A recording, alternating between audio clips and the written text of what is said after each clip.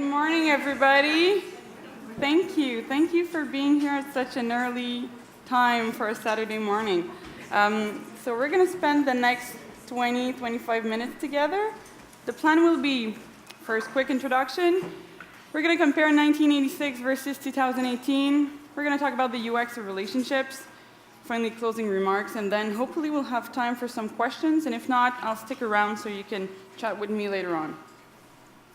It's a pleasure to meet you. My name is Claudel. I'm a user experience designer at Havas in Montreal. It's a digital advertising agency. I like people, I like risotto.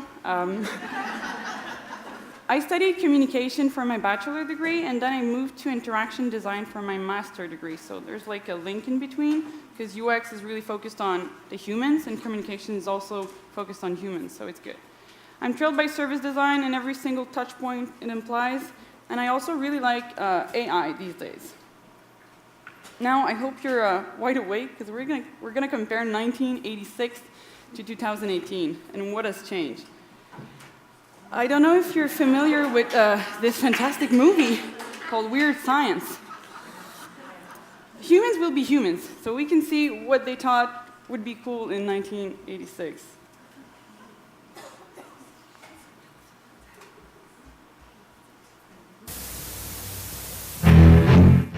That's not a bad idea. What? Making a girl. Actually making a girl. This is Wyatt and Gary. I give her warm digits memory glands. Something's about to change their world. Something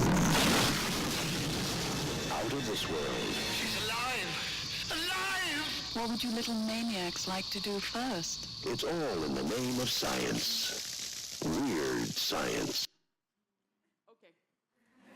Now, 2018. This is Sophia. We've got this wonderful robot traveling through the world, introducing herself to different person. I guess we're almost there. It's just a hair thing. We're lacking the hair, but it's getting there. To me, it's a bit disturbing, though, because Sophia now has more rights than a woman in Saudi Arabia, because she's got the citizenship, and she can talk in public, walk around alone without any legal guardian. And us as women, if we would live in Saudi Arabia, we couldn't do it. So it's a bit weird to think about this like that. Now, these are some of the headlines that we've seen after the last CES in Vegas. I don't know if you've watched that video of the pole dancing robot. Great. I mean, so you can now compare this fantastic stripper robot to a real woman in the back. I mean, it's a great time to be alive. What is it? Of course, I'm not gonna order my pole dancer robot any day soon, but still, we do have voice assistants that are getting into our homes, and it's good. I mean, we're getting used to this, and a lot of them are actually women. I feel like they're women. Alexa, Cortana, Siri. Actually, if you Google Cortana, it's a blue woman who appears. And in Norse, the name Siri means a beautiful woman who leads you to victory. I don't know about you, but I've never felt that way with Siri, with my phone. The point with that is that new kinds of relationships are emerging, and it's great. Actually, we recently did a prosumer at Havas, so we go and interview some early adopters, the next generation of tech people.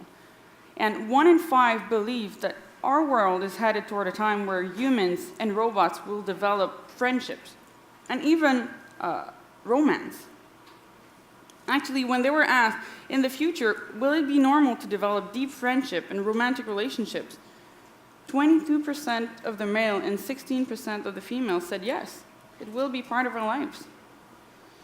Now, I think UX can definitely play a huge role in this, because we have to focus on what human needs behind to build those relationships.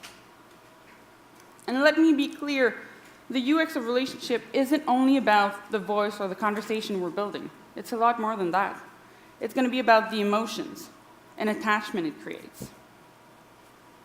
An example of this is this chatbot. So at Havas, New York, we've built a chatbot for Durex, the condom brand. And the main goal was just to have a platform where you could ask different questions like how to put on a condom, how to kiss a girl, or whatever, without feeling judged. And it worked really well. We started off with a prototype, and people were really open, asking a lot of questions. And then they started to ask some questions we didn't even thought they would ever ask. For example, questions about sexual harassment, about rape. And of course, the chatbot wasn't meant to answer any of those questions. But still, the humans that were talking to this interface trusted it and wanted to talk about that. So we have to take this into account when we build the different interfaces. Now, one of the first methods we can use as UX designers and that everybody could use are empathy maps. So it's basically, you just think about your user, you put it in the center. So this is Clarice, she's a bank teller. And then you use her as a person, as a whole, and you think, what does she says, thinks, does, and feels?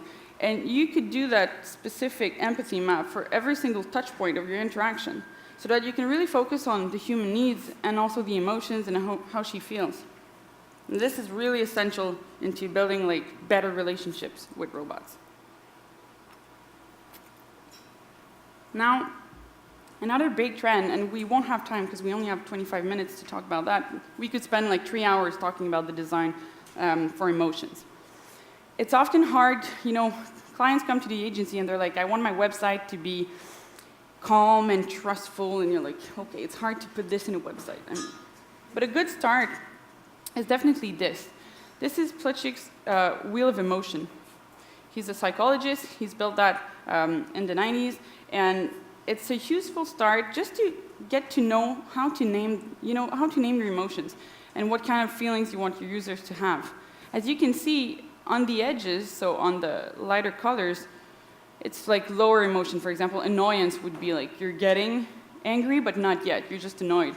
But as you get through the center, it gets more intense. And usually we don't have any control. I mean, you start being annoyed, and then you finish with rage, and you don't know why. So for us as designers, we can use this wheel, and for everybody, actually, we can use this wheel just to start understand what feelings we want our app or our projects or our chatbot to build with the user, and also be aware that sometimes, as you see, you have opposite emotions. For example, joy in the yellow corner is opposite to sadness, as fear is opposite to anger. So you can start building on those edges and see how your product could use the emotions properly. Now, another big trend in UX design and in design at large is anticipatory design. It's getting easier with machine learning, AI, and all those technology to learn about our users and even anticipate what they're going to like or need next.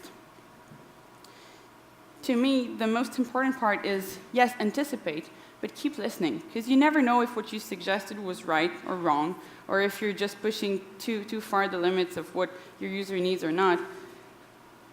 Actually, the best example would be in your daily lives. You clearly have Spotify, and then they suggest you daily mixes based on your taste in music and what other users like you like. But depending on what day it is and how you feel, the first playlist might remind you of your dead cat, and you don't want to see this in your feed, and you're like, no, I hate that. So we have to keep listening to what really the user wants to see or not. And also, often when we design, we try to push the anticipation and offer some specific recommendation related to the profile, but also go off the edge. I mean, offer something else. Offer something that he never thought he would like, but maybe he's going to like it. Also, when we anticipate, we have to be progressive, because anticipation needs trust first. We work at the agency with a lot of banking stuff. So yes, we want to anticipate when our user is going to be ready for mortgage or buying a house or a new credit card.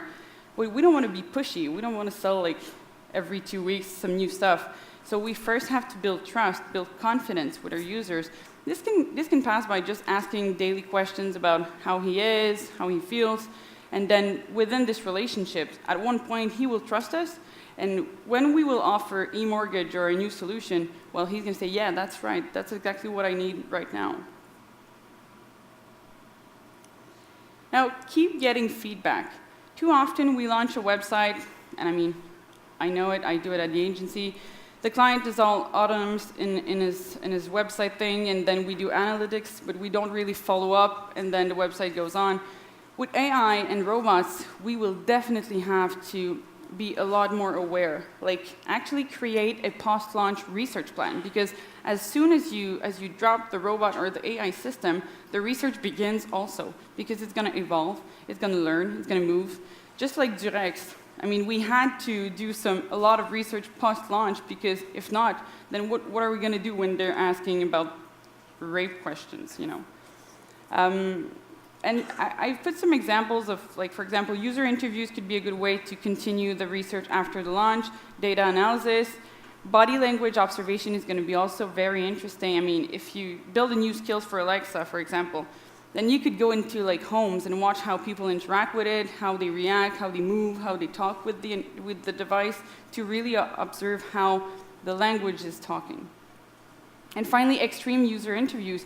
This is not like go into the jungle and be extreme about your interviews.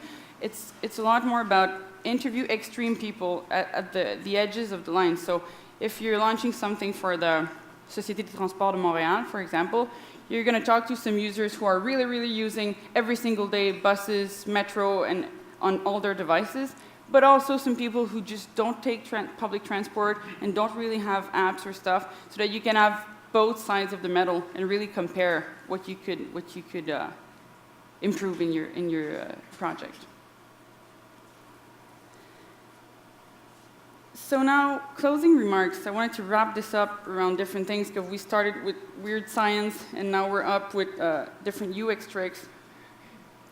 I think it's going to be part of the family, like AI, robots, devices, maybe not as stripper club robots, but still, in our homes, we're going to interact with those devices every single day. And we really have to be user-centric before being tech-centric. Too often, clients come to the agency and they're like, okay, I want to do some AI. Yeah. And you're like, okay. So we're going to start by learning about what you want to achieve, who are your users, how AI could help or could not help, because maybe it's not necessary. And we also have to start viewing artificial intelligence as an extension, because it's really a bunch of different tools that we're going to add to us as humans, but it's not a replacement. We're not getting, you know, Sophia, I love her. She's not going to replace us tomorrow morning. Of course not. But we have to feel like artificial intelligence is really facilitating our lives. And now, it's important to learn that you don't need a PhD to get involved in AI. I feel like too often I feel like when you don't have the background, the studied background to say, okay, I did computer science, I can do this, we stop ourselves and we say, okay, I don't have the skills. But actually, you don't really need it, because AI is now being developed. There's research teams that do it. For example, at Havas, we're not doing research in AI. We're using AI as it is, for example, with IBM Watson and Havas Cognitive in New York. And we are using different APIs, different tools like language recognition, facial recognition, or machine learning. And we're using this for clients. So we don't necessarily need to have the full background, studied background in this to get involved. Read every day, learn new tricks, and start to, you know, get into AI a bit more. Now, I definitely think that UX can help make useful robots instead of fantasy robots.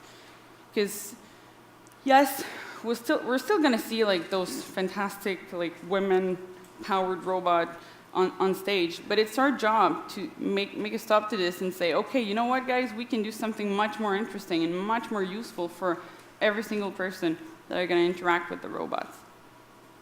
Now, I would like to leave you with this image. I don't know. Actually, I hate people who have this in the back of their car. I'm like, why? I don't need to know your entire family, like you have 2 cats and a dog. But still, it's just a visual representation of the fact that this is Alexa, and it's going to be part of a family. And every single person in the family is going to interact differently with it. So when we build something, we saw this, I think, recently. A little boy ordered like a box of cookies and a dollhouse with Alexa without even having any parental authorization. So we never know what could happen, but we really have to start. When I talked about empathy maps earlier, well, every single one of the family needs to have his own empathy maps, because they all interact and react differently. Maybe the kid is going to see Alexa as a friend or as a mentor, or the mom is going to see Alexa as a supportive helper, or the dad as a psychologist. I don't know. One thing is sure is that we can't expect people to see this as machines, because they will see it as kind of a human form. We do this every single day. Actually, one guy from Amazon said that one question that people ask to Alexa is, "Why is my wife mad at me?" Well, Alexa has no idea why your wife is mad at you. But still, because you're in a conversation, because you feel like it's part of the family, you're doing this. So yeah. So I hope that those little tricks in UX really got you interested in different things. And I will stick around anyway for the rest of the day so that you can come talk to me about UX and how we can help build better relationships with robots. Thank you.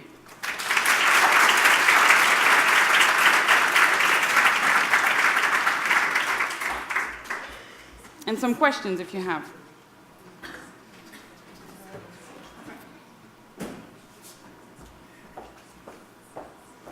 Yes. I recently heard or got some feedback after doing an unmoderated user experience test. We were going to actually record their faces and their screens and any audio. And the feedback that I got was that I wasn't qualified because I didn't have a PhD to analyze someone's face and their emotional state. So I was just curious if you've ever experienced that in the field, and I'll just quickly repeat my question for those of you who didn't. I was doing some unmoderated user experience testing and was asked to not record video, even though the participants were open to having videos of their face taken. And the reason I was asked to not include that piece is because I was told that I wasn't qualified because I didn't have a PhD in social and behavioral psychology. So I'm just curious if you've heard that feedback within your organization or within other clients that you've worked with. We will definitely continue to hear that kind of feedback. And the thing is, I hate it when I hear that because I'm like, no, this is not possible. Because we all have, at the agency, we do a lot of guerrilla testing. So we just go around and ask people really quickly. You don't necessarily need to have the degrees, be a PhD in psychology to understand a user's reaction to something. I mean, every single human has some emotional intelligence first, basic. We experience it every day.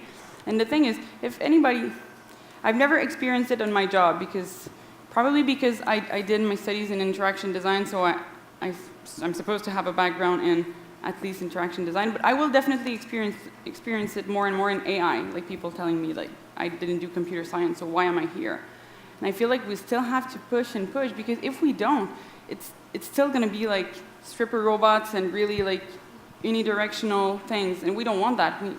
The main goal of UX is to get the more people at the table as possible. We try to do first things first, interview people and really get all the reactions we can gather. So it's great that to do user testing is just great first, so nobody should ever say you don't have the skills to do it. Right. Yeah. Babies. Yeah. Know what their mothers are feeling. That's it. You just developed that. So. Any other questions? No? Thank you so much then.